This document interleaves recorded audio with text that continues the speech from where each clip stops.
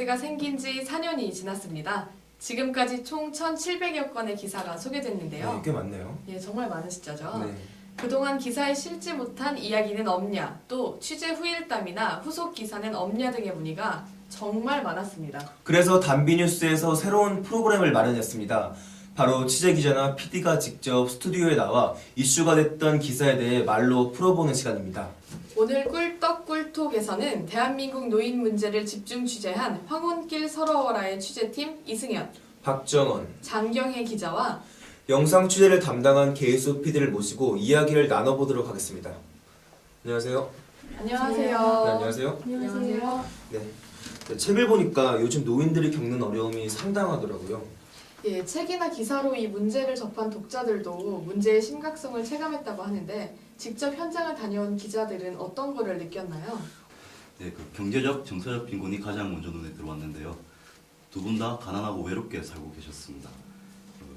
할머니 같은 경우에는 세탁기를 살 돈이 없어서 겨울에도 원손을 녹여가면서 손빨래를 하셔야 했고, 할아버지라고 해서 사정이 그렇게 다르진 않았고요. 그리고 할아버지 같은 경우에는 삼시세끼를 늘 배불리 못 먹어서 항상 허기진 상태였습니다. 그리고 두 분 다 사실상 고립된 삶을 살아가면서 많이 외로워하셨습니다. 매 끼니를 걱정해야 하는 할아버지의 경제적 문제가 심각하고 또 외로움까지 겪는다니까 네, 예, 많이 심각하네요. 많이 심각하네요. 네. 예. 그럼 이승현 기자가 말씀해 주시겠어요? 일자리 선택이 제한적이라는 점을 노인들이 힘들게 느꼈으리라 생각됩니다.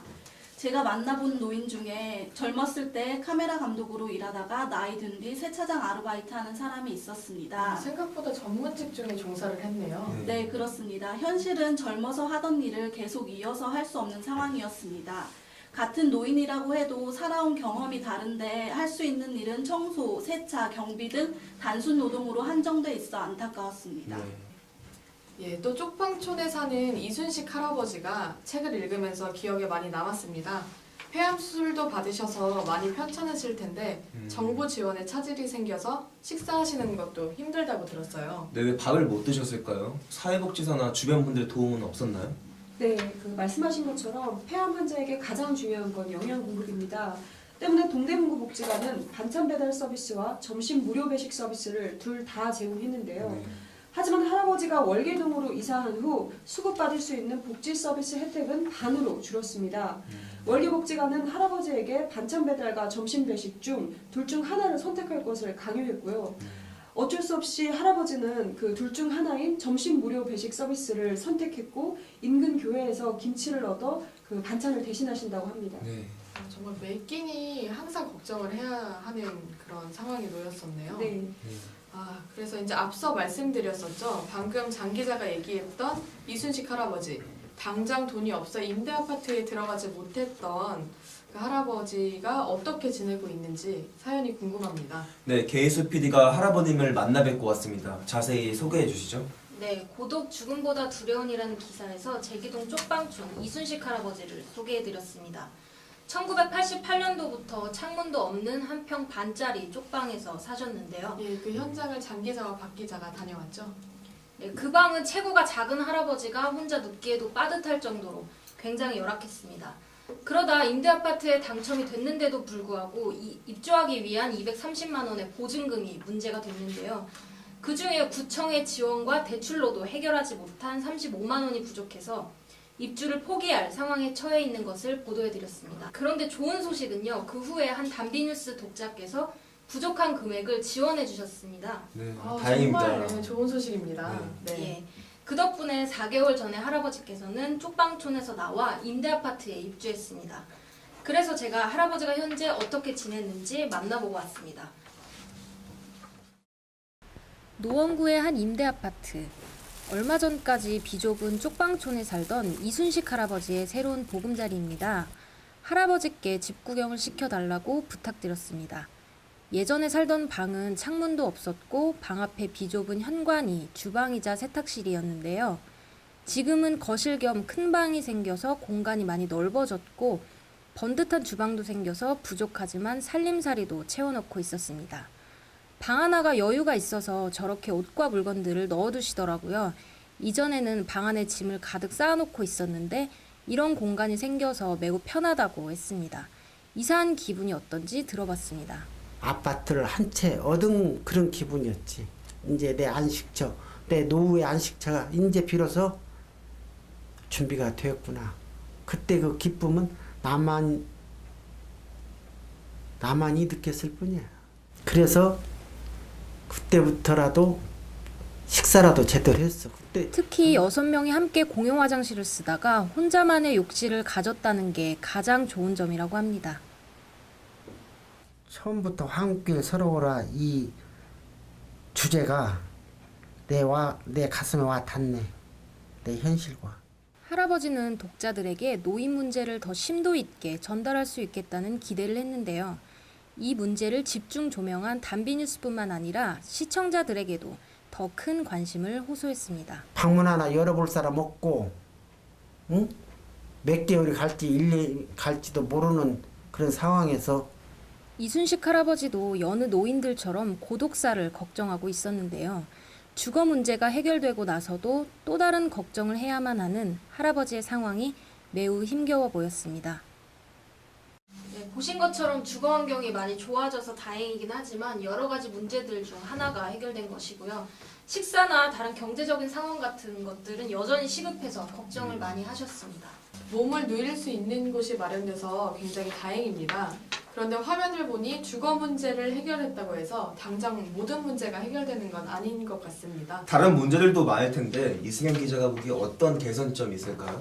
먼저 복지 소외계층을 위한 복지 담당자를 늘려야 합니다.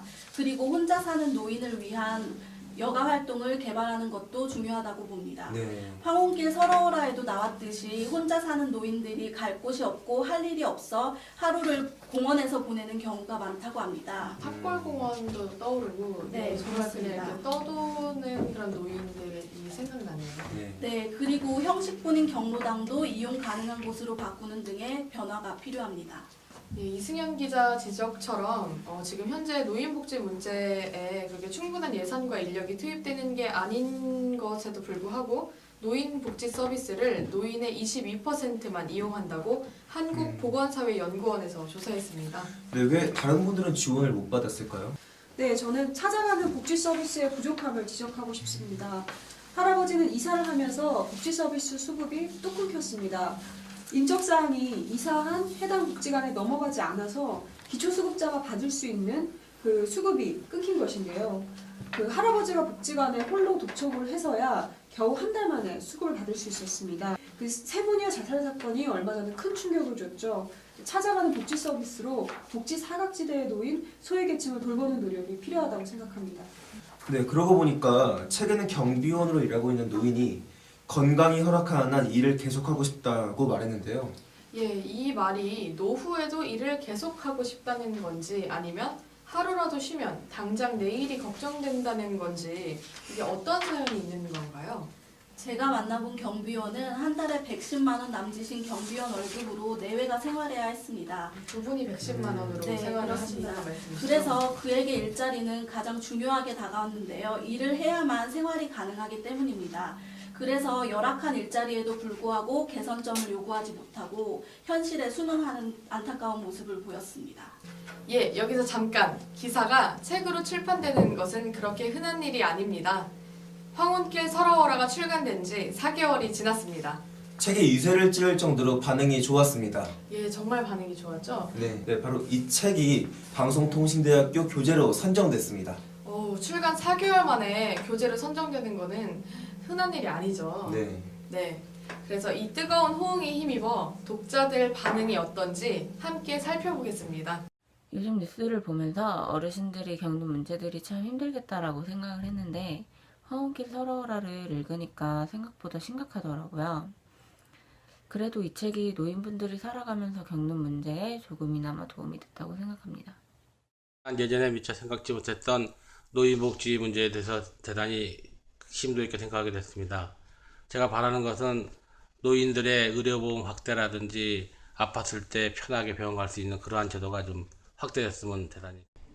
이 책에서 무엇보다 노인들의 척박한 현실과 또 그것이 사회 구조적으로 제도적으로 그것이 계속 재생산될 수밖에 없다라는 점을 부각시킨 점이 가장 저는 좋았다고 생각이 됩니다. 영상 보내주신 독자 여러분 감사합니다. 직접 이렇게 하고 싶은 말을 담아서 단비뉴스로 보내줬는데요. 네, 독자분들이 이렇게 영상으로 보내주니까 많이 감동적입니다. 현장을 직접 갔다 오고 또 기사를 작성했던 기자들은 어떤 걸 느꼈나요? 예, 뿌듯한 마음이 제일 크고요. 그리고 이번 책을 계기로 해서 그 노인에 대한 관심이 SNS 밖으로도 퍼져나갔으면 합니다. 독자들 반응을 보니까 어떤 예상이나 짐작만 했던 문제들을 우리에게 실질적으로 와닿게 만들어준 역할을 했다는 점이 가장 큰 의미가 있는 것 같습니다. 네, 저는 그 책 제목을 정하는 과정에서 당신도 늙는다라는 제목 후보가 있었는데 세네요. 당신도 네, 늙는다. 그 제목 후보가 기억이 나네요. 그 늙음은 그 누구도 피할 수 없는 것이죠. 피할 수 없기 때문에 대비를 해야 하고 대비를 하려면 사회적 합의가 다시 필요합니다. 저희 책이 그런 사회적 합의를 도출하는 과정에서 획기적인 시도이지 않았나 하는 생각이 듭니다. 네. 네, 저는 책으로나마 독자들과 공감하고 소통할 수 있어서 마음이 뭉클했습니다. 네, 독자 반응을 보면서 또 독자들이 느꼈던 것을 저희도 같이 느끼고 또 그게 사회적 합의나 어떤 그런 사회 문제를 함께 얘기하는 그런 출발점이 되기를 다 같이 한 마음으로 바라고 있습니다. 아무래도 노인 문제에 대한 기사다 보니까 처음부터 끝까지 모든 인터뷰를 노인들과 진행을 했어요. 네, 노인을 취재하기 쉽지 않았을 것 같은데 어떻게 심도 있게 취재한 노하우가 있을까요? 연락이 닿는 과정까지가 힘들었지. 네. 막상 직접 만나서 인터뷰를 하니까 생각보다 너무 말씀을 잘 해주셔서 저도 깜짝 놀랐습니다. 네. 그만큼 그 두 분이 외로웠다는 방증이 아닌가 싶습니다. 네.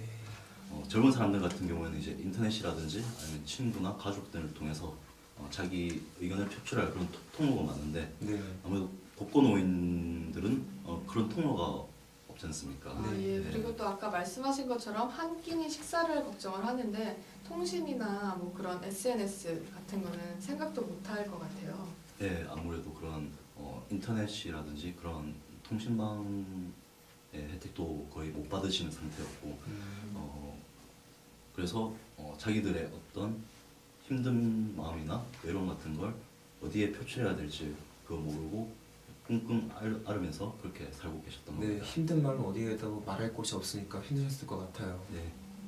이제 우리도 몇 년 후에는 노인 계층이 될 텐데요. 네, 우리가 미래를 위해 준비해야 할 거나 또 시청자를 위해 할 말이 있다면 어떤 게 있을까요? 장경희 기자부터 대답해 주시죠. 네, 저는 증세론이 이제는 시작을 해야 한다고 생각합니다.